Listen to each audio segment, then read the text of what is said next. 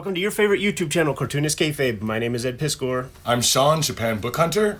I'm Brian Christopher Moss. And I'm Jeff Bacadero.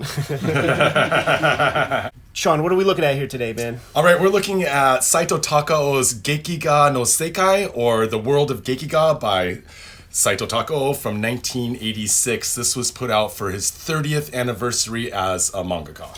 And we know Saito, of course, from Golgo 13, but does this have some of his pre-Golgo works in here? So this is pretty much everything that he did up, not everything, but I'm assuming almost everything he did up to 1985 when they started putting the book together. Right. And so you have a lot of collections of his early Kashihon rental book era stuff, as well as Golgo 13 in there, and a bunch of his one-shots, a bunch of his ladies. Just an amazing collection of his works. Yeah, it was a big revelation to me when I read Tatsumi's A Drifting Life that that Saito was so integral into that early Gekiga movement. You know, there are those a couple famous photographs with the early Gero guys, the people who started to make those transcendent manga that, you know, perhaps they grew up with some of that pre-Tezuka, you know, Tezuka stuff where kind of Max Fleischer cartoon type shit, but then you grow up, you mature, and comics is not growing with you, so you have to make what you want to exist, you know? Definitely went from the early Tezuka cartoony Disney ripoff stuff to extreme Gekiga, like real. Right. And it seems to me also proved how important eyebrows are. That's the best part of that Mamba episode. To have a continuing popular character. There are, I think we saw, maybe you have it, Sean, the 007 that Saito drew, and it really is kind of Golgo 13, like with eyebrows and everything. Oh yeah, very much so. If you go to Fist of the North Star, he's got the Golgo 13 eyebrows. Right. Kenshiro. Yeah. Exactly. It's kind of wild, Ed, as you flip through the book, how quick the style evolves and changes over time. I think a lot of times with mangaka, the speed at which they have to work, they get better quick. Yeah. Do you think it might be also different assistants coming in? Yeah, I betcha. Because, he was, as I'm sure we'll talk about, a one-man industry. That was the funny piece about his episode of Man Ben, where he says something like, I don't understand where people get this myth that I don't work on Golgo 13 any longer, that I delegate everything, and then they show the process, and he basically tells everybody what to do, tells them what they did wrong and the things that had to change, and then he might, draw a cover or something. Those eyebrows aren't thick enough. I'm just running out of ink. Well, you don't run out of ink, just get more ink. It's funny because I won't name the artist as a painter. We went to his studio, and he literally had the assistants leave, and then he was sitting there stroking on the paint. I'm like, dude, get out of here, man. You know what that is? That's remember that Baldo Smudge story, the Al Williamson, Archie Goodwin success story from the Creepy Eerie horror mags, where he sends the reporters out of the room while the assistants draw the comics. I mean, he must have had 200 people working for his Saito Pro. Right. Studio. Yeah, because there were just so many different genres he was doing it at the same time. And we were talking about this before we started recording. Is they're still putting out Golgo 13 weekly, right, here in Japan in the smaller magazine format. It's like a mini magazine format, so that and it's small and compact, so that construction workers and cabbies and stuff can carry it around easily. Yeah, you see it at the. Convenience store. Like, he has a little cottage industry, because, I think there's the proper Golgo 13 magazine, the one that he's always on the cover. And then, like those bunkos and... Is it Ran is his as well, isn't it? Comic Ran, which is actually published out of Koenji, where we're at right now. Yeah, the publishing house is just right down the road here. Well, let's go. Yeah, I saw that while doing laundry last night at the convenience store. Oh, now this is the key stuff. You want this comic. You want this book for this kind of thing, for sure. To see the process is priceless. And, we've been on the manga hunt out here for a number of weeks at this point. And it's crazy. Like, you could buy pages for cheap. You know, you could buy pages for next to nothing out here. Well, of his Not work. necessarily this, but comparable creators. Yeah, Aki was saying that they value the plates or the reproduction plates for the manga, not the original art. So That makes sense. You know, Takashi has those Goseki Kojima Lone Wolf and Cub lead printer plates. Wow. those are like the masters to a Oh record. yeah. This is incredible. Yeah, that's All a these beautiful two-page one. spreads. Yeah, Just a collection of 2-page spreads. And, I mean, it's telling a story. I wonder how much I wonder how much of it he did. You know, like Those would be the fun ones. If it was me, those would be the ones I'd want to do. I think the older the work, like the more he had a hand in it. And there is a trick to the American Golgo 13 stuff that Viz put out, like maybe 14 volumes. There's a trick to, because like usually they'll be in the poly bags at the store also. There's a trick to buying those. And what you want to do is get the ones that when you see there's not much full bleed, because that indicates it's the earlier Golgo 13, which suggests that it might be more Saito's work. When you have the full bleed, you could clearly tell that there's other hands. It's not quite up to snuff the way that he does. You know, They the have a classic French Golgos. omnibus that they did of just like he selected stories for them. And it's like 1,000 pages of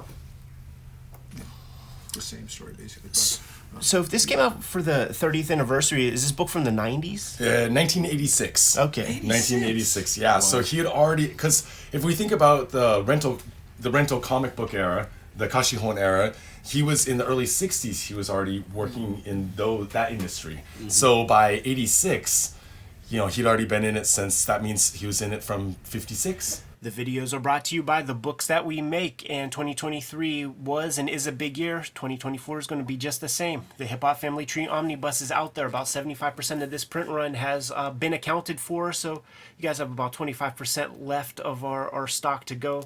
Scoop up that book if you see it. It's going to make an excellent gift.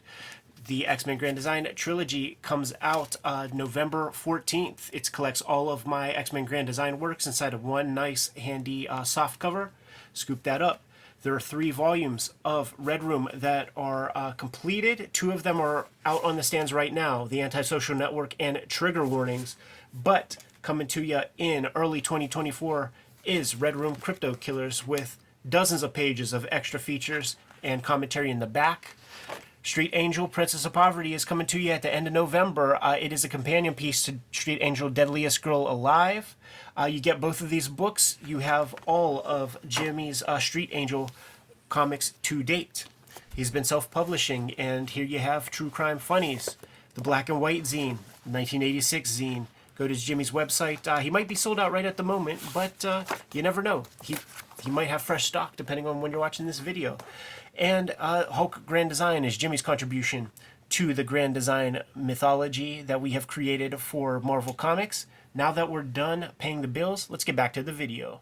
56 he started. Did he work in those? I don't know what you call them. I talked to Ed about this. The guys that would walk around with a cart, and then have the illustrations on a kind of a They would like A tell a roll? story. Yeah. And he would sell candy, and then he'd tell the story. I know Right. Kojima started out that way. He did them, but I wonder if I think Tatsumi did that. I think Mizuki did that. He would definitely have experienced it as a kid. Right. So, and they would travel around the country, tell stories, and then collect little change from kids and parents.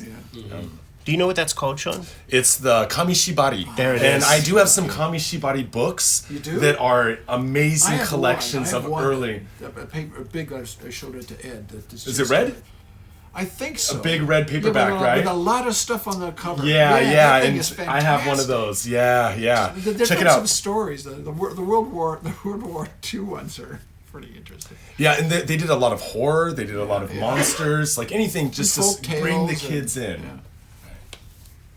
There used to be a guy that would do that near the Ghibli Museum. You still see him around. We'll have festivals here in Koenji a couple times a year, and there's one guy that will walk around doing it. So, an older gentleman, and yeah, Is it more like a There you novelty go. kind of thing, like a performative thing, or is for it? sure. Yeah. Yeah. It's so butch, right? It's a little. Not, obviously, wouldn't know, but there's a Galassi a feel to it. Yeah, definite 70s movie vibe. Pure Yeah. testosterone. Those jet planes coming in, the bombers. You know, you should probably want to see the cleavage to make it the ultimate like male testosterone piece of. Guns, There we go. muscles, and ladies. And there's the man right there.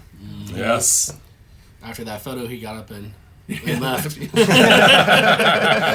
This eyebrow wasn't dark enough. He would do that thing in the man bin where he was trying to like get the ink to dry, and he would hold his cigarette real close to the paper. That looked like a dicey proposition. Especially he was kind of old, and like a little bit of a shake to it. How about that brushwork though? Yeah. It's calligraphic. Dry brush, yeah. This is interesting stuff. Like, is the paper textured in that way? This would be the thing that you would want to see the original to kind Right. of decipher that. I've seen some. It's like on a piece of mylar or something. It's a weird paper that you see these like little bumps built into the whole thing, but it's not quite duotone. I think you just hit it with a grease pencil and it picks Okay. up that texture. We go back to that one comic store where I told you that art was, and there's a couple big 2-page spreads that have that for like $10. Yeah, we might have to Spreads snatch one of those with up. I think it's a baseball manga.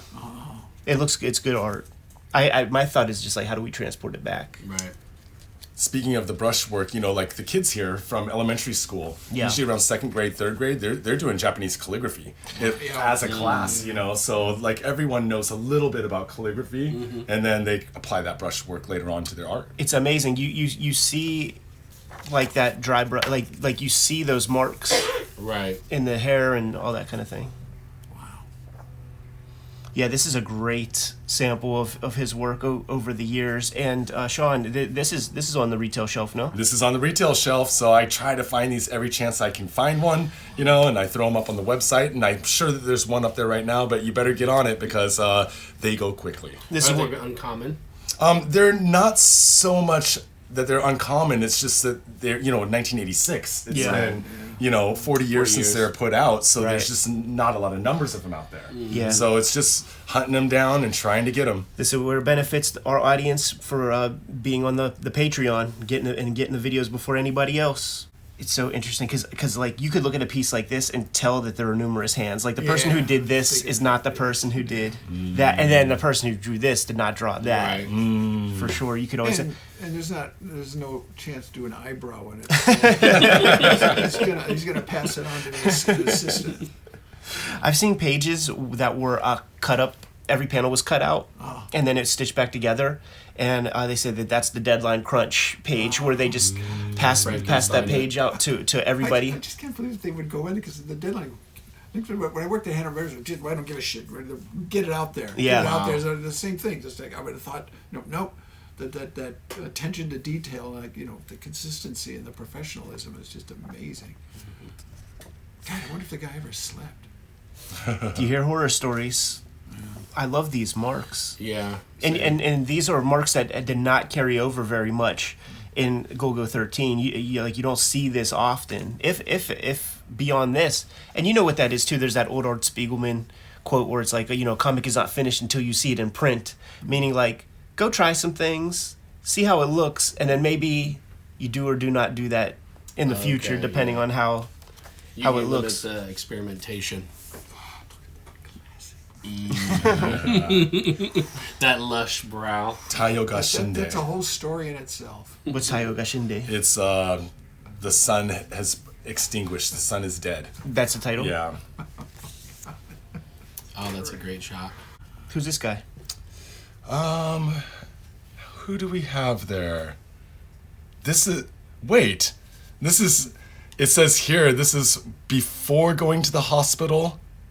Now. Wow. So overweight, unhealthy, doesn't look even like himself, and then what he looks like at that time in 1986. That's amazing because I only know him as that guy, but Yeah, so he must have worked himself so hard, ate shittily, Yeah. and then just ended up like that going into the hospital, which I haven't read. I got to be honest, I haven't read this back portion yet in here, so I don't know the details, but I'm sure that they talk about it. he got to live to be a ripe old age. Are these the Yeah. dates? Yeah, so this would be 1975, 76 to 80. Here, 76 to 77.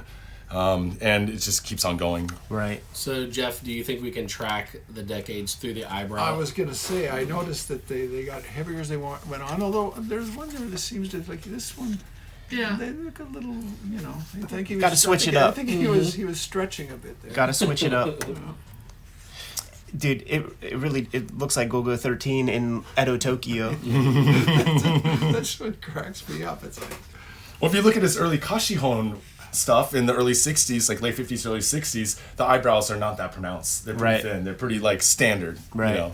Standard, gumshoe type. But he got a lot of letters and, He does this thing, too, that I like with the cheekbones. That's so unique to him. Yeah. Where he kind of, yeah. sells them as these big, long... But I know I keep harping on these eyebrow things, but the thing, it has that bit of that, is it the Speed Racer gentleman, is it what's the name of that studio? If you say it, I'll shake my head. Not Tetsuko, but it's something like that. Right. It's something with a T. Yeah, no, I know what you mean.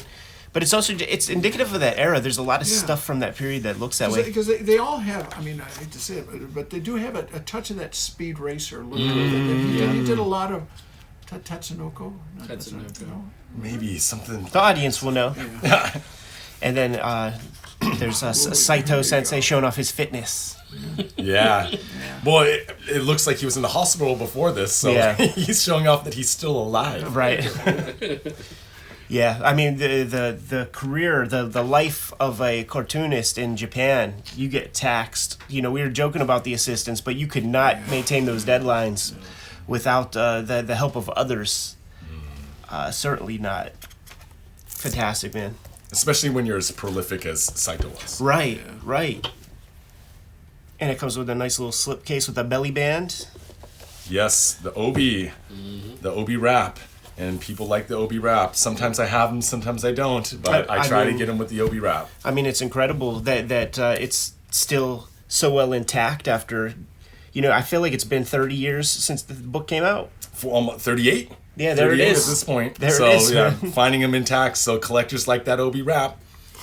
Sean, thank you so much. Why don't you give the people the URL? Where they go to japanbookhunter.com to buy my books, and the same on socials, Japan Book Hunter. Brian Moss, what's going on?